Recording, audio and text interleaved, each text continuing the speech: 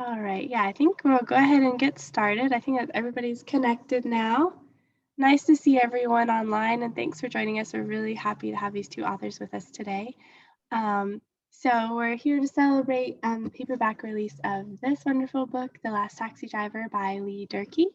And we are going to be in conversation with George Singleton, whose most recent book is You Want More, which Lee also has a copy. There we go. So a little bit about them to start us off, and then I'll pass it off to George. So Lee is the author of the novel Rides at the Midway. His stories and essays have appeared in Harper's Magazine, The Sun, Best of the Oxford American, Zoetrope All Story, Tin House, New England Review, and Mississippi Noir. In 2021, his memoir, Stalking Shakespeare, will chronicle his decade-long obsession with trying to find lost portraits of William Shakespeare. A former cab driver, he lives in North Mississippi. George Singleton has published 8 collections of stories, 2 novels, and a book of writing advice. Over 200 of his stories have appeared in magazines such as the Atlantic Monthly, Harper's, Playboy, the Georgia Review, the Southern Review, the Cincinnati Review, and elsewhere. He is the recipient of a Pushcart Prize, a Guggenheim Fellowship, the Hillsdale Award from the Fellowship of Southern Writers, and the Corrington Award for Literary Excellence. He lives in Spartanburg, South Carolina, and he is joining us from there today. Thank you so much, and I will pass it off to George. Hey everybody, y'all doing okay? Good to see you. I keep getting this little thing that's saying internet connection is weak or whatever. I don't know. So I hope I come through. If it seems like I'm not, I'll come back. If I fade off, I'll come back. But Lee, I'm so glad to see you there, and wish I were with you in Oxford, Mississippi, my second home. What I consider my second home. Nobody in Oxford considers it my second home. They want me to stay away, but what the hell? It's not true. You're beloved. And speaking of Oxford, it might be an apocryphal story, but Barry Hannah, it said that one time, I'm not sure you get away with this anymore. It said one time Barry Hannah might have had a student who said, "How do I make my stories interesting?" And he said, "Well, first of all, you need to have an interesting life," which upset this, but I kind of agree with that. And I know a little bit about your life, and I kind of more than you should actually. Well, I read about it on a billboard we have here in South Carolina, but I want to talk about how, The Last Taxi Drivers, my favorite novel from the last, I don't know, fucking decade, oh, sorry, I'm not supposed to cuss, freaking decade or something like that. And I know that you were a taxi driver, and just when you were driving that taxi, were you driving and going, man, I'm going to be able to put this in a novel one day, or did it finally just hit later on?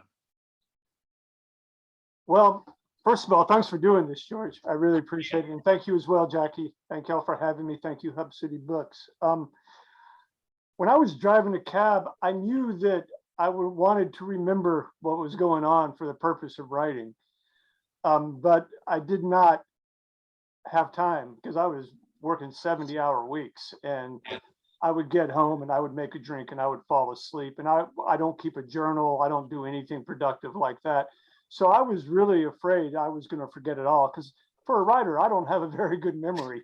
And so there was this fear in the back of my mind every day when I got home from the job.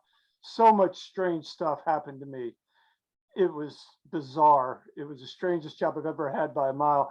And I would get home and I would just be terrified I was going to forget it all as I fell asleep and didn't write it down. So as soon as I started driving for Uber years later, I saved up driving nights to get a car and started driving for Uber. And then I could start writing during the day and making my own hours. And so I just started getting it all down on paper at once. Oh, cool. You seem to have, back when I taught, I used to sometimes, for some unknown reason, because I didn't have anything else to say, tell students that I think contemporary fiction is oftentimes about obsession. And Lou, the narrator of Last Taxi Driver, has some obsessions. I don't want to say that you do, but I know that in Rides of the Midway, this is Lee's first novel, starts off with a guy contemplating jumping out of a hospital window. And there are a lot of people in The Last Taxi Driver that Lou picks up who have either jumped out of a hospital window, a rehab window, or considered jumping out or something like that. And then there's like UFOs and a lot of deer. What are your obsessions there, Lee, or your characters? You know, I went years without being able to get decades without being able to get an agent. And when I finally got an agent to read my stuff, he basically said, you know, you write about drug use, UFOs, and astral traveling. And I thought about it, and I thought, you know, that's kind of correct. And it kind of occurred to me, you know, no wonder I haven't published a book in 20 years. But there is some truth to that. I like occult stuff to write about. You know, I tend to write about Satanism a lot. Yeah. As I did in The Last Taxi Driver, the bad guy was practically a manifestation of Satan. And because that's how I was raised. That's what I was most afraid of as a kid. And I was raised during the 70s, right after the Pascagoula incident in Mississippi, which put Mississippi on the map in a way that seemed to me to be positive. Usually we were known for being racist, and suddenly we were known for having this, really the first UFO abduction, or the second. And it got headlines all over the world. And I just stayed awake every night after that, which I did anyway. I was an asthmatic, and I had this inhaler that I hit like 20, 30 times a day. And it was liquid adrenaline. So I just went through life shivering with, you know, all this extra energy. And my knees were always bouncing up and down in class. And I would just stay awake all night. I knew nothing but insomnia growing up. And I would stare out the window trying to look for UFOs. And that was my childhood, you know, routine. It's like, I thought it was normal. You know, you always think your childhood is normal. Were your parents worried about you as a child? Yes, I'm sure they were on all sorts of different levels. For instance, they paved my mother paved one of my walls with Sports Illustrated covers. I think they were trying to like install some, you know, definite heterosexuality in the surrounding. You know, this was back in the 70s, and people weren't as open-minded as they are now. And yeah, they were worried about me on so many different levels. And like so many people, now that they're gone, I just regret what a difficult child I was to raise. But you can't do anything about that now. I thought about you this week because the Navy, the United States Navy or whatever, came out 4 or 5 days ago saying, okay, there are UFOs. Here's a picture of a triangle flying through the air. Yeah. And so I thought you must have been giddy. Well, I mean, the triangle UFO has kind of haunted me. The one I described in the book was exactly like I had a sighting in Mississippi in the same place as described with friends. So that's verbatim true. I mean, I was literally getting up through the moonroof in the car and could have hit it with a slingshot. It was, wow. And I had seen a triangle UFO many years earlier in Vermont, coming home from bartending one night. And it just crossed the road without any lights on at all, traveling very low. It's pretty big. And what was weird about it was the pointy end. You would expect that to be the direction it was going. Yeah. But there was no lead end. It was like one of the bases of the triangle was the front forward moving portion of it. That always hit me as odd. And then the next day when I was bartending, I mean, first of all, I just stopped. I watched it pass. I rolled down my window so I could see it disappear into the trees over there. I did not blink my headlights at it, luckily. And neither did I think to do that, weirdly. And so the next night I'm bartending and it's kind of busy. We're not quite in the weeds. And this guy walks in, orders a Budweiser, and he starts talking to me and tells me he was listening to the radio on the way to the bar. And he said he heard there's this experimental craft being tested in Vermont this week, and that it's going to be used for hurricanes, for exploring hurricanes. Oh.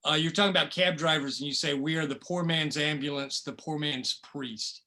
That's gotta be, I mean, I never thought about it, but that is like a cab driver's is like a moving confessional, isn't it? Yes, because you can say anything to a cabbie and 5 minutes later, who cares? You'll be out of the car. People will rehearse stuff, and a lot of lonely people will say stuff to cabbies very personal because it's the only person they talk to, really. Yeah. And a lot of people, when there's 2 or 3 people in the back seat, they'll have dialogues going on that are essentially performances for the cabbie. Yeah. I've noticed that phenomenon, and I think I'm correct about that. They're performing, and which is good and interesting, but I wouldn't have guessed that would be the case. When you're a cab driver, you're a lot like a bartender. People kind of want you to like them. You know, if you're a waiter, that's a different thing entirely. People are so rude to you. I could never be a waiter. I freaked out every time I tried. Bartender, people are nice to you, and as a cab driver, people are nice to you until they aren't. You know, but they definitely engage you constantly, and they test things on you. And yes, we were taking people to the hospital all the time. We were an ambulance, and you know that's part of our healthcare system. And we were also picking people up from the hospital who were kicked out of the hospital because they were broke. They had no insurance, they had no payment. The hospital had a contract with my cab company, and we would come pick up these people and take them to wherever they lived in Mississippi, which was typically the Delta. And we would charge mileage to the hospital for both ways. So we would make a lot of money. It was still a tough job because it was traumatic, and you knew this was going to be the last car drive this person ever had, very likely. Oh man. You know, and sometimes they were real talkative, and sometimes they didn't say a word. And when they first got into the cab, I learned to size them up and make sure I could lift them out, because I'd been in a situation where somebody passed out and they were too big to pick up and they were stuck in my cab. Yeah. So again, this is part of the healthcare system we deal with. And the cabs are a utility of sort. They were as important as a utility. But again, that's day shift cab driving, which is very different from night shift. Day shift takes people to work and has to get them there on time. So it's very pressure, stress, because you can get people fired if you're late, and you're doubled up, you're tripled up, you're backed up 4 or 5 rides, and your dispatcher is an idiot, right? And you're trying to get people to work on time, and it's stress, stress, stress. Driving at night is getting drunk people someplace where they can get even more drunk. Yeah. And that requires a different type of patience. But I was going to ask you how you felt about frat boys. the frat boys got off pretty easy in the novel. Really? Yeah, I guess they did. Yeah. Things those frat boys, what they said and did was shocking to me. And I don't think people really believed me until Trump got in office, and you realized how much of the alt-right had been infiltrated with nativism. Now we're calling it politely racism. Yeah. And once again, they had an audience, and Trump was running for president. So as soon as I was in the cab, they could not wait to, as soon as I had them in the cab, you would hear the N-word. Wow. They would just flaunt it, and you would take it. It's like you're a boxer getting hit, but you keep going, right? Yeah. Because you can't kick them out of the cab every time it happens, or you would get beat up twice a week, right? So you just take it, which doesn't make you feel very good about yourself. I mean, I kicked some frat boys out one night because they yelled at a African-American couple who were in front of the bookstore, and they yelled the N-word at them. And I stopped right off the square and I said, look, I have the right to refuse service. And there were 3 guys and 2 girls in the car. And they started like kicking my car, to kind of destroying it. And then they got out of the car and they were kicking my car all around the edge. And then they all started calling me the N-word. Oh, man. And I didn't even know what to do with that. I mean, I never saw that coming, right? And it occurred to me later, that's how they see the world. They're like that plantation mentality. Yeah. Right? They see caste, and I was their driver. and henceforth they're calling me the N-word Yeah. because I'm a cab driver. So yeah, I was just infected with hate for the frat boys, but I was also raised to hate Old Miss frat boys in Hattiesburg because Hattiesburg is much more poor than Oxford. Yeah. And it's a very different, we're raised up, it's an inferiority complex, and we're raised to hate Old Miss frat boys. And you don't get over that hate from childhood either. I learned to cuss by screaming, "Go to hell, Old Miss, go to hell, eat shit." And it was like this community sanctioned, you were allowed to curse, community sanctioned hate. And we would have pep rallies and it would just be boiling with hate for Oxford, which was such a better town than Hattiesburg at the time. I had no idea how awesome Oxford was. It had a, beautiful independent bookstore. It had an art movie house, but we hated it. Oh man. Yeah, you had Ronzo. But they had Ronzo. We didn't know that. Yeah. Talk about your character Anna in the novel. She's first of all, let me say this. Every any work of fiction, you got a protagonist and antagonist, and here you got a protagonist, and kind of anybody who gets in the cab is a potential antagonist. But Anna is a beautiful, lovely character, and I like the respect that Anna and Lou had for one another, and their kind of love for one another in a way. Yeah. But once again, you're dealing with, somebody who is essentially on some level based on a real person. You make up dialogue, you make up characteristics, but she was a real person, one of my regulars. When day shift comes, on day shift, you have regulars. And some of them some of them don't pay, they have contracts with the boss, etc. And the character Anna was one of those. And she was a very sweet person, and she liked to read. We talked books. I took her to church every Sunday, picked her up from church every Sunday, took her to the liquor store every week, and didn't charge her for that because her kids paid the bill and she didn't want them to know. And we just had a very nice relationship. She was in her 80s at least, and we started, we hung out and had coffee outside of work. I took her to a George Saunders reading once, and it was a pretty obscene reading in some ways, not obscene, but it was, bawdy. And I was a little bit embarrassed, but she loved it. And it was great. And she was a friend. In the book, she just serves as a moment of sanity that comes and goes, because everybody else is crazy. He picks up, it seems like, but Anna is decent and prays for Lou, and they do love each other in a way, I think. Yeah, I think so too. Hey, you talk about Lou describes himself as the worst Buddhist in Mississippi, or there's nothing worse than a Mississippian Buddhist. So how's that Buddhism going for you there, Lee? Yeah, he's the worst Buddhist in the world, and quite frequently I feel that way myself. I'm somebody who's been to like lots of Buddhist retreats, done a lot of meditating, et cetera, et cetera, et cetera, read a lot of books, but I still have a lot of trouble with the mindfulness of being constantly kind to people, which takes willpower, right? Yeah. It does for me. And that job tested me. I thought I was a much better Buddhist or person than I was. When I took that job, I mean, the road rage, the anger that came out every day. The middle finger. Middle fingers everywhere. It really was a recrimination on myself, and it really disturbed me to find that, that feral creature existed in me still. But again, mindfulness is the only thing you can do to stop it from taking over your life. And I tried, and that's why I tried to put that in the book, because I think a lot of people can relate to that. And it turns out a lot of people can relate to road rage. Boy, have I heard feedback on that. I guess we all have that, And so, yeah, I tried to put a little bit of the Buddhism in the book. And I don't know how that worked.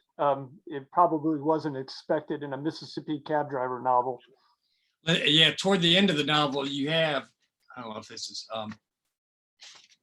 You have a quote, why is kindness so motherfucking hard? I tried to go the whole night without saying motherfucking, but this is a quote from the novel, and I had to just pull that out there. Why is kindness so motherfucking hard? You know, that line really relates to the last 4 years and 3 months, I think. But it's tough, man. I mean, it's hard to be kind, isn't it? I find it very difficult. But you got to do it. And I'm kind of hoping someday it will come naturally. I know towards the end of the book, there was a moment where Lou was just parked at an old motel and he was watching people go into an art exhibit or something. Doesn't really matter what they were going into, but he knew everybody and was kind of spying on the town going into this public event. And he realized that he didn't know these people, that he knew their worst moments, what they're rumored about them, the gossip about them, but he did not know them. He didn't know their private struggles, their victories, their losses, etc. And that's something that I found in a small town, especially. I constantly have to remind myself of that. It's easy to put people in a little box, a cubby hole, and stereotype them because of one event where they didn't behave well, etc. And part of being kind, I guess, is getting over that tendency. So I wanted to put that in the book as well. Again, I don't know how that went over in the book, but it was there for a purpose. The Rebel Motel. The Rebel, right? Yeah. Rebel, not the Rebel Motel. The Rebel. Hey, man, is there any way I could get you to because I really got to get this kindness thing out of my head, because in my mind, I'm thinking about how hard it is to be kind to like publishers.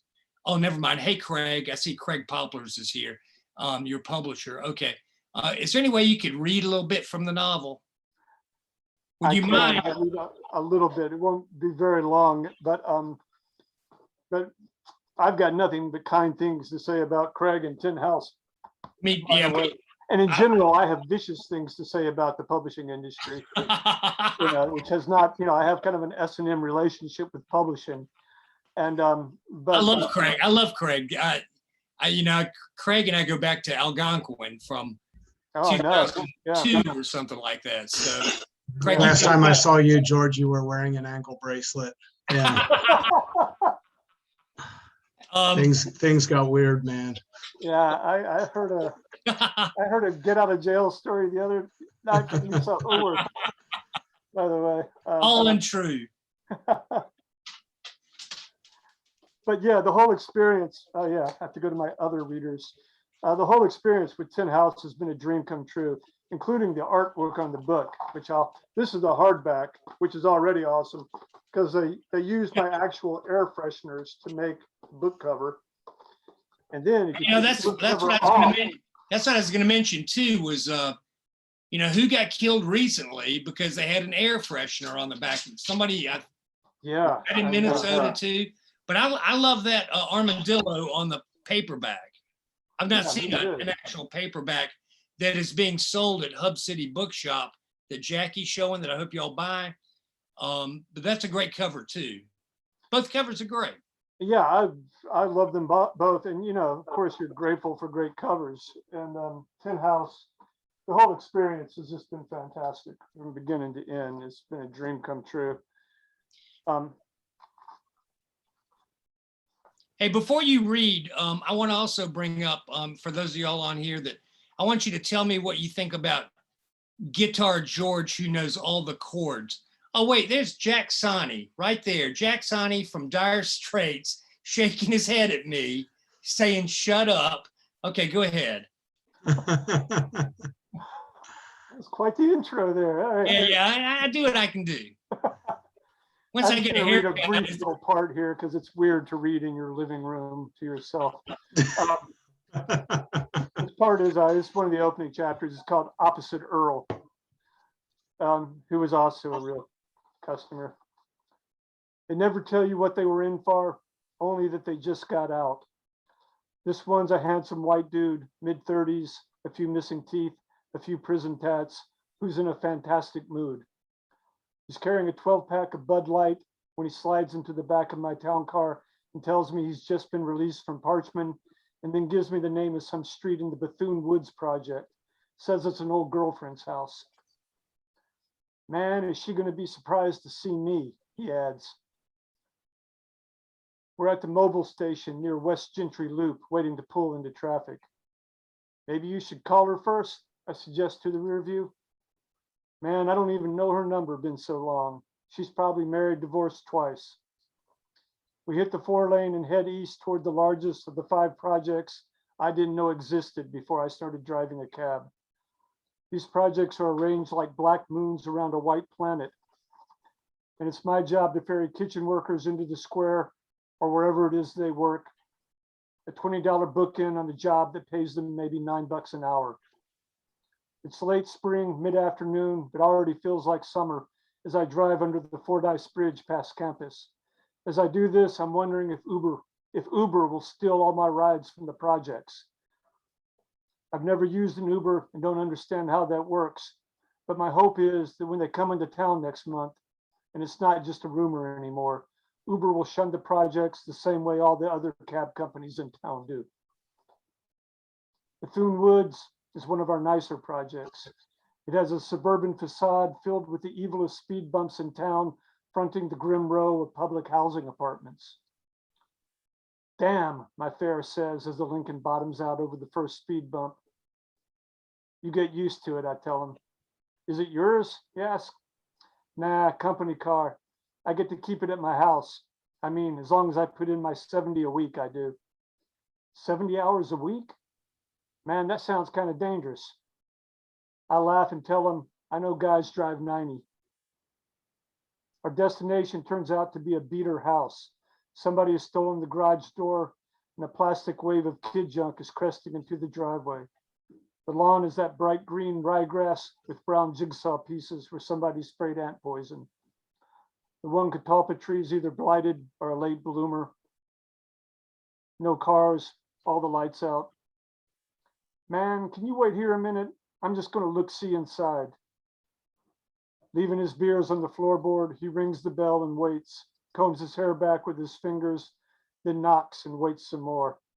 Finally, after glancing at me, he wanders into the garage, pokes around in there, and then opens the side door and disappears into the house. I sit there thinking, well, I didn't see that coming. And once again, I find myself wondering what makes an accomplice an accomplice. At what moment do you stop being a driver? At what moment do you stop being a taxi driver and start being a getaway driver? But I don't leave, not yet. For one thing, I haven't been paid. Also, I happen to like the guy. He looks like a discarded version of my friend Earl, who hustles golf for fun. This guy is like Earl's prison twin. Rich Earl, poor Earl. The Earl who owns nothing and has lost a few teeth in Parchman prison. Same year, same model, opposite fates. I'll stop there. Yeah, man. I thought I had this typed out. I don't, but I had a note before I typed this out. But that one line about you're either a cab driver or a getaway driver. When does that? And so many times Lou, the character, is kind of a getaway driver. Even if it's with, I forget, is it Teddy or Tony, who's always so drunk. He's got the senator father-in-law. Right, yeah. Drunk, cigarettes on his lap, and go get my keys, and his girlfriend's making out with Lou, when he's not looking, when Teddy's not looking. They're always, he's kind of an accomplice every time he goes out. This whole novel, I forget, this whole novel takes place kind of in one day, right? Kind of a shift and a half. I wanted to do it in one day, but there was just too much weird stuff I wanted to cram in. So it was like a shift and a half. There was one night where he goes home and passes out. Yeah. And it starts the next morning. And there's so many, I mean this in a good way. The backstory stories are just friggin', perfect, I mean, it just kind of weaves. This novel goes like, I don't know if y'all can see my arm. It's an undulating arm. And it does, I mean, I just really, really love this novel. I think you did a great job of describing the structure. Yeah, I mean, that's, I gotta It was think. a hard book to structure. Yeah. You can imagine, because cab driving doesn't really lend itself for structure. Well, Luckily, I had repeating characters, so.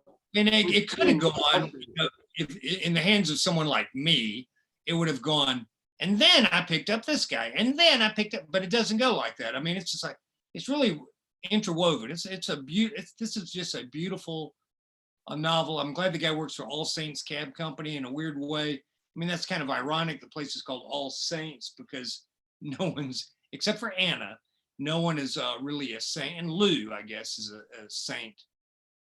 Lou is. No. I think he is. I think he is in his way.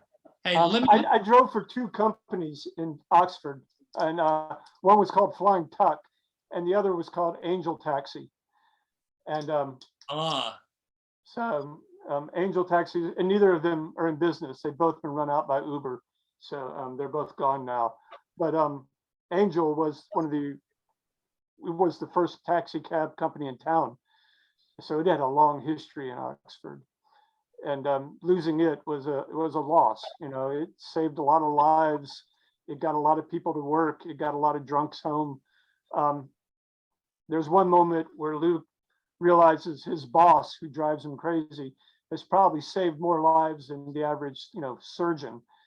And that's true. We get drunks home. We stop them from killing innocent people.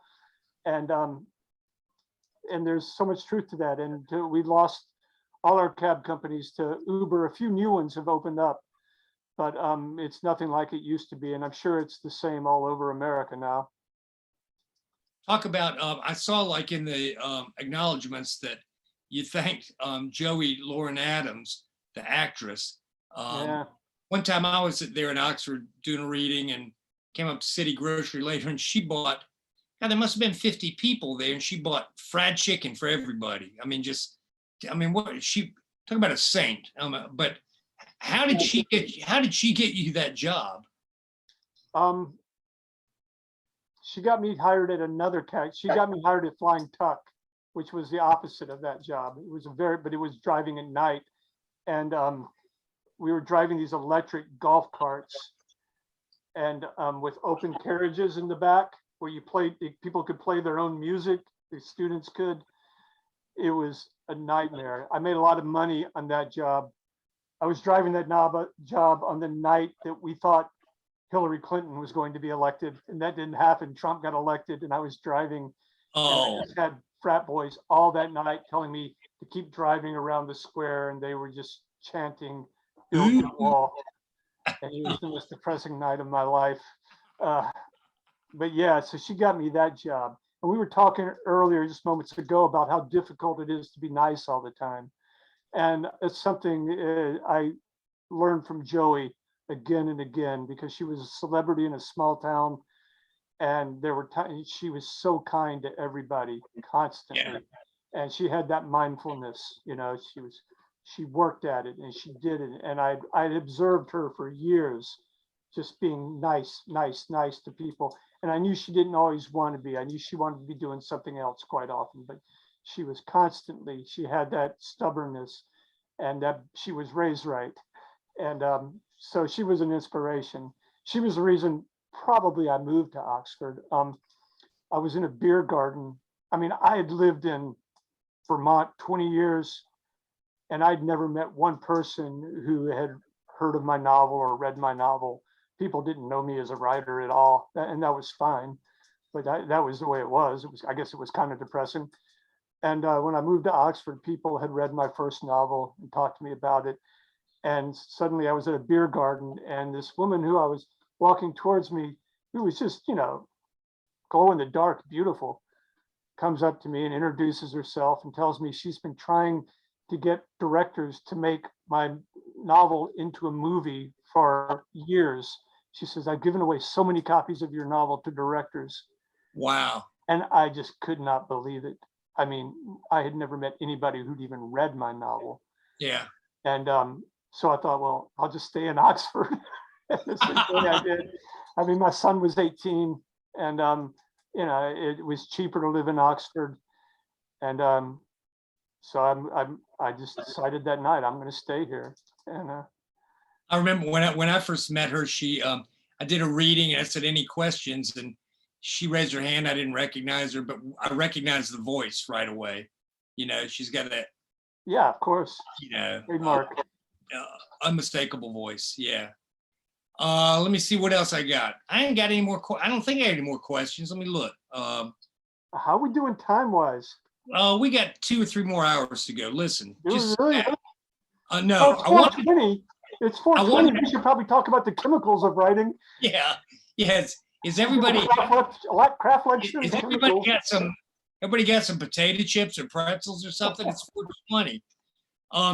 I do want to ask you about that chapter you have called "Never Blink Your Headlights at a UFO," and they're just a series of little chunks of here's how to be a cab driver, but also here's how to be a driver, or here's how to be, you know, here's how to be a human being. How fun was that chapter to write? And I'm wondering if you just kind of like were walking around and going, oh man, that'd be a good one, you know, and don't change lanes, turn your head, you know. Yeah.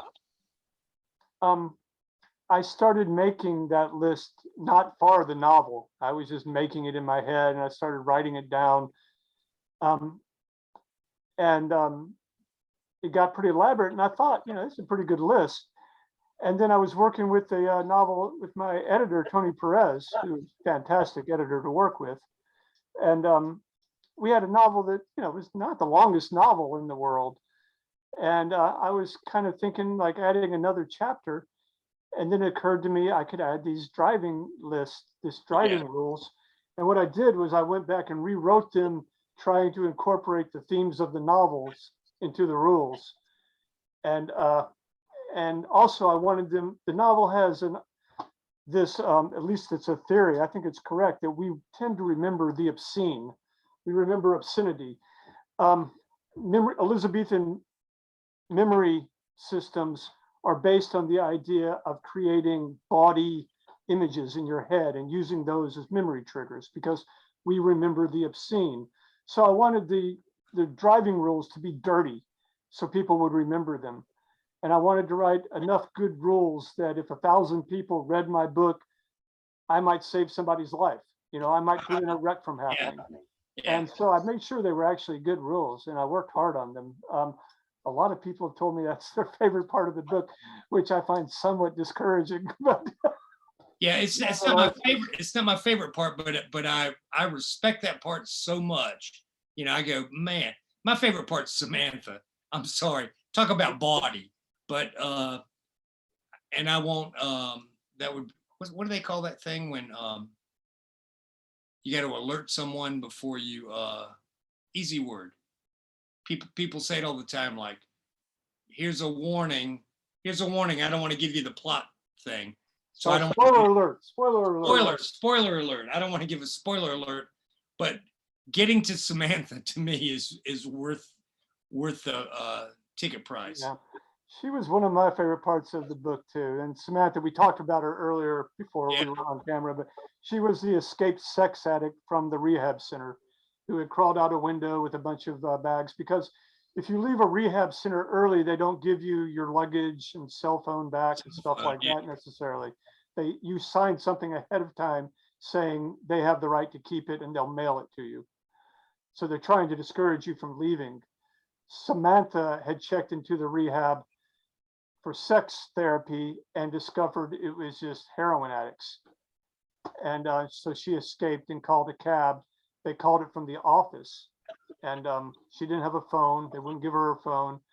And eventually I came and picked her up. The rehab was way outside of town and our cab company was the only cab company that would even go there. It was so far away.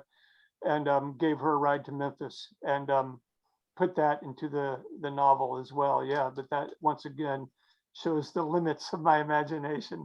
But that's my favorite part of the book too, I think.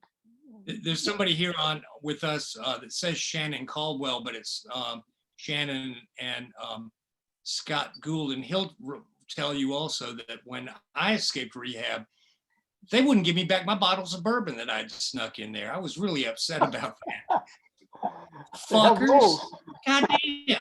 ingrates, gave them all that money, all that insurance money. They wouldn't give me my bourbon back that I'd hid under the mattress. I'm surprised they didn't call the cops on you. I mean, we had Hey, Jackie, it's about time for questions. Anybody, you got some? I do. I have some ready. All right, let's hear them. I didn't want to interrupt everyone. Unless one of them's from Dire Straits guy. One of them is. So our first question is from Jack. I've been really enjoying listening, so I didn't want to interrupt. So thanks for passing it over. Jack says, does Lee consider himself the Art Bell of literature? What does that mean? Art Bell being a great UFO chronicler. Oh, yes, right. Yeah. Yeah. I would be proud to be known as that. But I couldn't say. Certainly, I've never shied away from the subject, and that I think Art would be proud of that. I think if you're, a lot of people are really interested in UFOs and the paranormal, but a lot of my friends are also teachers, and so you can only appear so interested in them, I think. Whereas me, I'm typically unemployed or working, as an independent contractor or something, and so I don't really have to hide my interest. And UFOs have always been top of my list. I'm fascinated by them. Whatever is unfolding now, I don't trust, but they seem to be releasing more and more information at a phenomenal, unheard of rate, as if there might actually be a disclosure, which just sends the mind spinning, because nobody ever thought that would happen. So Art Bell, yes, I'll accept that as a compliment. Thanks, Lee. We have a couple more questions if you're ready for the next one. John asks, I'm always curious about the process. What was your process like in getting The Last Taxi Driver completed? And he added both Taxi Driver and Midway were terrific books. So thank you. Oh, thank you. What was the process in getting it published or in completing it, he said. Oh, completing it. Every book that I've published, and there's only been 2, let's face it, I've started as a memoir and turned into a novel. And that was the process with The Last Taxi Driver. Started as a memoir, turned into a novel. For me, the research, if you want to call it research, went on for a couple of years driving a cab. But for the writing process was pretty quick for this book for me. It didn't take but about 6-8 months to write, which shocked me. But then again, it's not the longest book in the world. And it was fun to write. I didn't get sick of it. And I get sick of everything else I've written, even when it was, on the last copy editing draft and all that, I wasn't appalled by the material or sick of it. I still liked it. I was fond of it. And that I took that as a good sign. So it was a fun experience writing it and publishing it. I want to jump in. I'm sorry. Could you talk about the chasing? Is it called Chasing Shakespeare? Talk about memoir. Yeah, Stalking Shakespeare is my memoir. Stalking. And that's the opposite. That's a book that things have been going wrong with for the last 20 years. I started writing it about 20 years ago. It's about my obsession with Shakespeare portraits and with trying to find a lost portrait of Shakespeare, or a misidentified portrait that is Shakespeare, by interrogating the portraits that are kept in storehouses, etc., in the National Portrait Gallery in London and all around England. So for 20 years, I was obsessed with finding this, and also with getting curators to X-ray and infrared their portraits of Shakespeare, so you could see through all the drafts back into the original portrait, see anything that had been censored out, et cetera, find new clues, things like that. And I really annoyed a lot of curators for a lot of years, and wrote a memoir about it about a decade ago, got it to the final round at Norton, W.W. Norton. It went above the editorial round, and I was just sitting at home praying, calling on my gods, doing everything you can do as a writer, hoping they would buy it, and they turned it down. And which was heartbreaking, because I didn't have an agent anymore at that time. So there was nothing else I could do with it. It never got sent to anybody else. I was just the end of it. And and I kept the obsession continued. So I continued trying to find portraits that were Shakespeare, getting them x-rayed, et cetera, et cetera. And eventually, about a decade ago, I just, after going to England and looking at all these portraits I had been fascinated with for years, I just said, enough. I've wasted so much time on this. It's crazy, and so much money. And I quit, and would never even have mentioned the book to my agent, except somebody else mentioned it to him at a cocktail party in New York. And they said, you should ask Lee about his Shakespeare portrait book. And so he did. And I reluctantly admitted I had such a book, but I wasn't interested in writing it anymore. And Dan said, send me some pages. And next thing I know, we're, falling back off the wagon into the paint. And once again, obsessing over Shakespeare and Elizabethan portraits. But I would like to say that it's not so much a book just about Shakespeare. It's a funny book about obsession. And it's also about the Elizabethans in general, who I really admire. They were so much hardier than us and tougher and smarter. And their lives were so difficult, and they were so brave and craven and everything, and the good and bad about them. But I just admired the Elizabethans, who invented our language, essentially, and in inventing our language, they invented us. And so it's not just a book about somebody who's idolizes Shakespeare. Hopefully it's a very funny memoir. And it also just a tribute to the Elizabethans in general, including the Queen. So it's been fun to write, but it hasn't been an easy book to get published. Yeah. Sorry to butt in. No, Jackie, there are more questions. One of the questions was, is there another novel in the works? So I guess you're currently working on the Shakespeare book. Are you writing another novel as well, or is that what your main focus right now?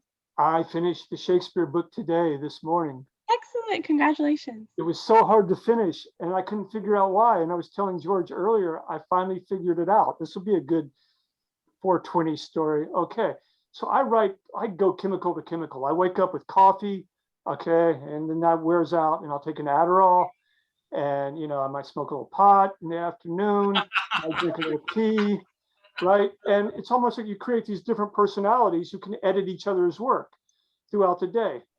And that's how I work, right? So about a month and a half ago, I switched pill bottles, apparently. And I started taking beta blockers when I thought I was taking Adderall. And so that's what I've been going through for the last month or so, is this, beta blockers are chill pills. They will knock you out. They block your adrenaline receptors. And they're the opposite of Adderall. So I've had to deal with that process. But I did finish the book nevertheless, and I felt heroic. I also thought, I'm going to die of a stroke any moment now. And that was really serious concern. And then today I figured out that, right after I finished the book, as I was preparing to go on Zoom, I was going to take a beta blocker so that I'd be chilled out. And I never take the beta blockers. I take the Adderalls every day, and I realized I had made that mistake. And so I finished my book under the toughest of circumstances. But when you say you finish a book, it's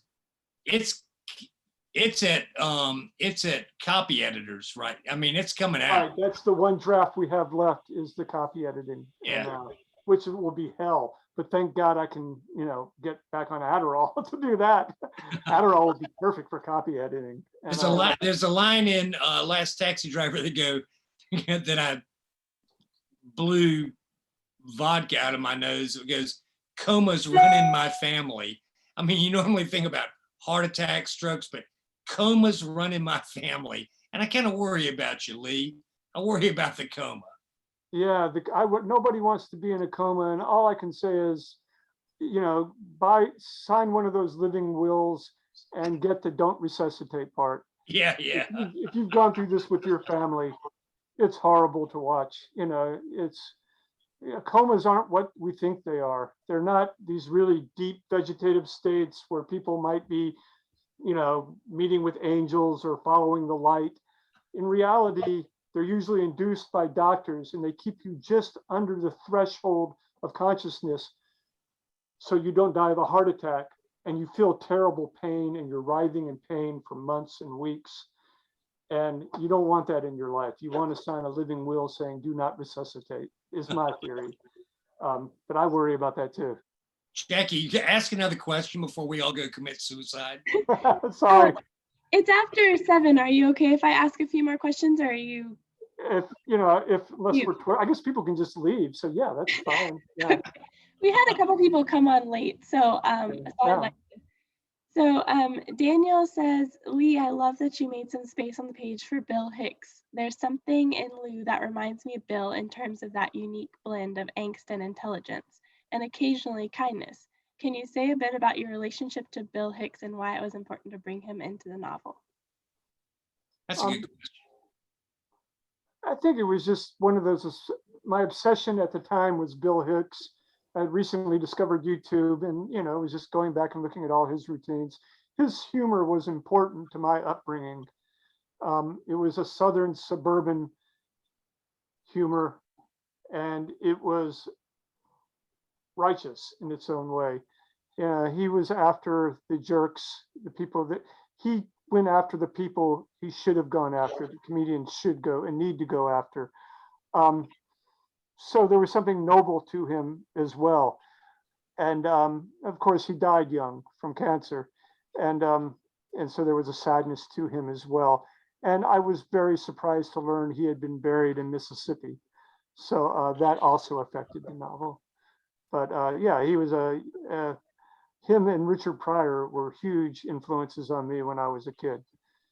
And it took me a long time to realize that I should try to be funny when I write. I came to that late. I wanted to be Hemingway-esque or something, or to write Cormac McCarthy novels or this or that. But I never tried to be funny until later in life.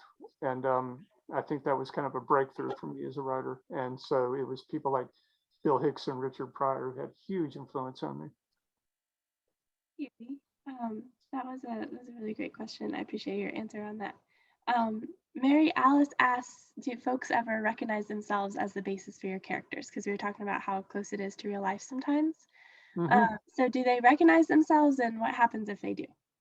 Well, first of all, it's not them. I mean, it's impossible to write about somebody if you're writing fiction and you're going through hundreds of drafts, because you change them, you tweak them every draft. A lot of these people, they started from real experience, but after 100 drafts, it's not them anymore, but they might mistakenly think it is. And that does worry me.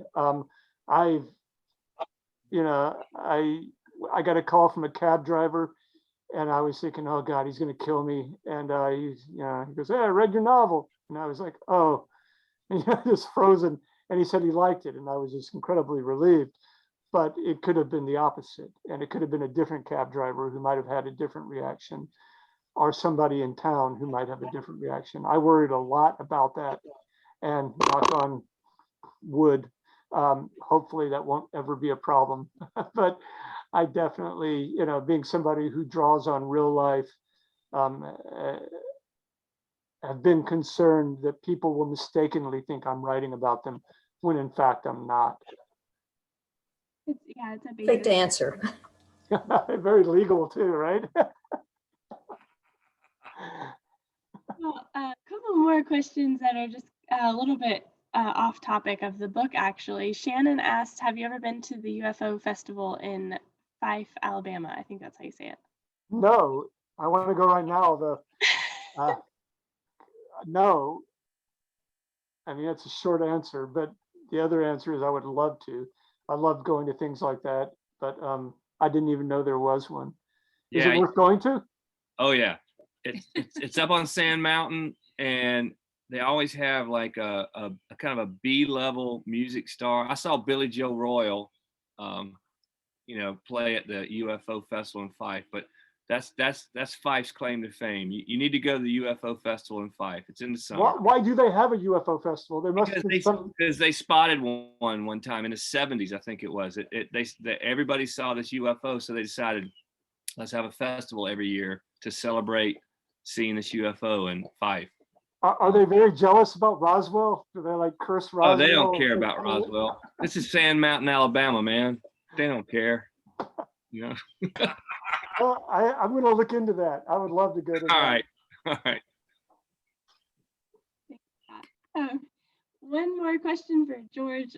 It's about your room behind you. He asked, Craig asked, is that a ceramic leg vase? Can you drink out of it? And who made it? I thought you would like that one. Craig, this is you know how in Christmas Story the guy gets a leg lamp? I've got 2 leg lamps. That's why I'm asking. You're a lot richer than I am. I just get the leg. This is a leg, and Scott Gould, who just asked a question about people. This is the leg of a man who had an Esso station in Newberry, South Carolina, and I was in a junk shop and it was for sale, and I bought it, and I kind of carry it around with me wherever I go. I remember when Scott and I were doing auditions for governor school kids, and I put this leg just to see if kids acted like it wasn't even in the room. And sometimes when I'm wearing a regalia, or sometimes when I just wear a dress, I put it in the middle so it looks like I got 3 legs. But this is just my lucky SO man. I know you know some potters, so I wasn't sure if that was pottery that was made, as we still have a piece of pottery from your family on our mantle. Yeah. This is Glenda's. This is a memory jar right here, and let me see if y'all can see this. Yeah, we have one of Glenda's teapots from years ago on our mantle. So yeah, I figured she made that. I do want to say, first of all, George and Lee, it's so great to have you guys together. And you're making me miss my Southlands in the Carolinas, and being out here in Oregon, just seeing you guys together, and Hub City and Greenville, having grown up in Hartsville, South Carolina. It's nice to have such a great cast here, bringing you guys together like this. And Lee, I'm not sure. You are missing. Yeah. You are missing it, correct? I saw you. I saw a photograph of you like at Mount St. Helens or someplace. Is that right? Yeah, climbing it a couple weeks ago. Yeah. It's snowing. It's snowing like crazy here, and I just climbed Mount Mitchell, and it was a pretty good walk. You know, I had a good time. Lee was with me. We had a good time. We got up the very top of Mount Mitchell in the snow, and then we skied down. We only had 3 skis. We tethered our leg, my right leg and his left leg together, and we went down. It was an amazing experience. It was very manly. Well, and Lee, one more thing regarding UFOs, and you and I have talked about this. Did you see the article in the New York Times Magazine this Sunday, written by a writer named Brooke Jarvis, about what happened here in the Pacific Northwest last month about SpaceX, sort of all the debris from SpaceX appearing in the sky at night? Oh, yeah. Nobody, I have to recommend this article, this essay that came out this past Sunday in the New York Times. But I thought of you when I read that, because people had no idea what they were looking at. Right. And the writer went into sort of a wormhole, following all these videos of people and their reactions to this.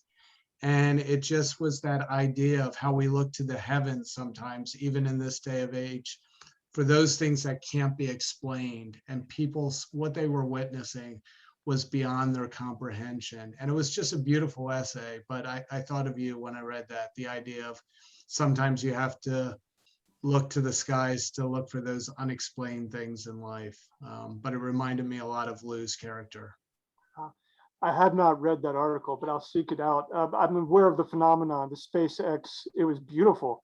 I mean, they must have had photographs of it, and you could see how that would just strike wonder in people. And also how disappointed probably a lot of people were to understand it had a strictly science-based terrestrial, explanation, which is always a bitter disappointment, because you want the magic, the confirmation bias kicks in. You want it to be extraterrestrial, and there it is, just being, Tesla rocket. So Yep. I'll look for the article. Yeah. But before we go, we should, this book just came out as well. You want more? George's book, which is what, 7, 8 collections of stories refined. And when I saw the leg behind you, George, I immediately thought it was an allusion to Flannery O'Connor. Well, I just assume it's one of your heroes, I am a Bible salesman. Yeah, you have the traveling salesmen, and you have the handymen that are just populating, just these stories. They come in and out, and you can see Flannery O'Connor in them, but in a good way, not in an overly, ostensible way, but just very subtle and beautiful stories throughout. And this is a life's work. Oh, thanks, man. One of the most important books to come out in recent memory. So everybody who hasn't read George's short stories, get this collection. It's the essence of his work. But I've been suffering from insomnia because that's a side effect of beta blockers.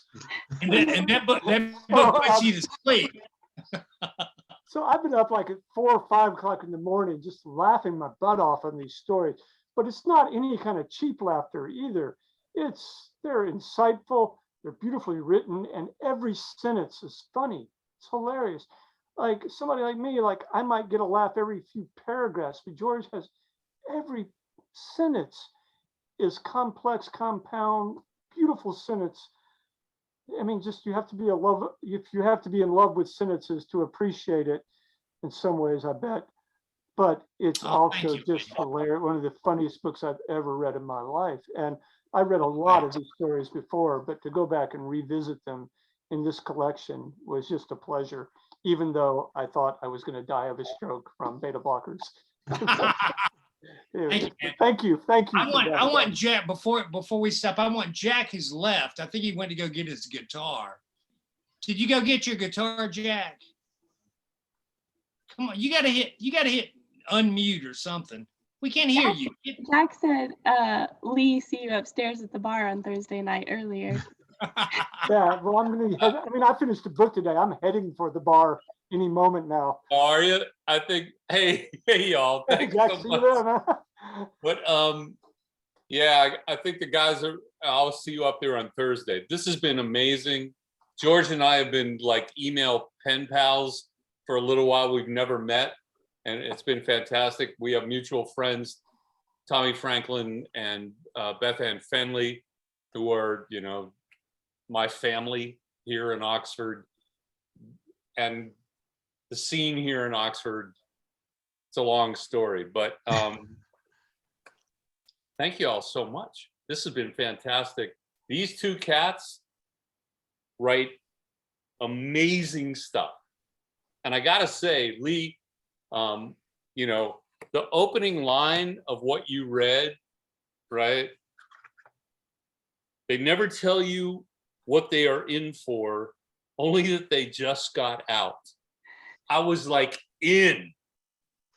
It's like one of the greatest opening lines of and I've read a lot. Assassination of Jesse James, that opening to me is one of the great openings of all time. That killed me.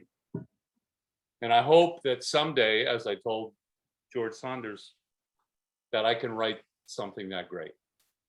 So thank you all. This has been fantastic. You're here to play guitar, man. What, you want me to play guitar or something? What, I'd love for you. Jack, you should know that the paperback cover with the armadillo, at first we had the armadillo on roller skates. And then we were just like, we can't deal with that skate away thing. There's no way we could do the whole skate away. I agree with you. That's Yeah. good. Well, I feel honored to be involved and welcomed into this community. Really, it's a great thing. You're contributing a lot. You should listen. Jack's got a great podcast. Jack, what's a podcast called? Well, no, it's actually an internet radio station that I'm running these days, which is Jack Sani Guitar Radio, and it's an internet station y'all tune in. It's just a bunch of good music, you know, a lot of guitar focus. And while I'm doing that, I'm trying to finish off a novel that I've worked on for the past 5 years. Because I guess that's what you do when you come to Oxford. I got some beta blockers if you want them. Yeah, Hey man, I just like, I think I might need the other side. yeah, you might. Yeah. I'll see you upstairs. Much love to y'all. I really appreciate you inviting me and hearing me. Yes, man. Be well. George, get here, man. Love Come you. on. Love Yeah, you. just come Yeah, I visit. will. I'll be there. I'll be there in August. Cool. Thank you, Jackie. Conference of the book, Thanks, right? Jack. Yeah. Yeah. And All I right, did Jackie, we done? Yeah, I think so. That was really fun. I did also put a link to the radio station that you guys are just talking about for Jack in the chat window. So if anybody wants Nice. to That's check nice. out, Awesome. take a peek. So yeah, we just have a lot of messages from everyone saying how much they enjoyed the conversation and how great you guys were. So Daniel said thank you. Let's see, Mark says loved it. Thank you. Jack said it was great.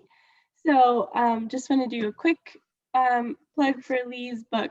We do have the signed copies. He signed and sent these beautiful book plates to us that match the book. So if you want a signed copy, we have them at Hub City, and we also have signed copies of George's book. Let me see if I can find your signature there, George. There's George's signature right there.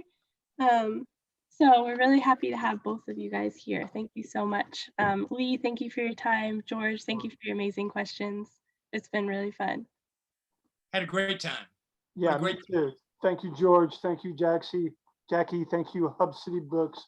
Thank you, Jack, for joining us and coming to town. It's been fun. But now I'm going to the bar. I am too. My bar's downstairs. Good to see you, Lee. Lee, so stay in touch, buddy. Oh, I definitely will. I will. And hopefully I can get out that way. I'm about to go on a vacation. We don't know where we're going. And in the back of my mind, I thought, like, South Carolina has beaches. So, Yeah, give me till after May, because that's when my when my arm will quit being fucking pink. it's still hurting, huh? Sorry to hear that, but I thought you got your shots. It's okay. And thank you, George, for doing this. I appreciate it very much. Yeah, man. See y'all later. Hilarious. All right. Have a good night, everybody. Thank you Bye, again. everybody. Thank you all. Thank y'all for showing up. Thank you. Thanks, everybody. Bye-bye.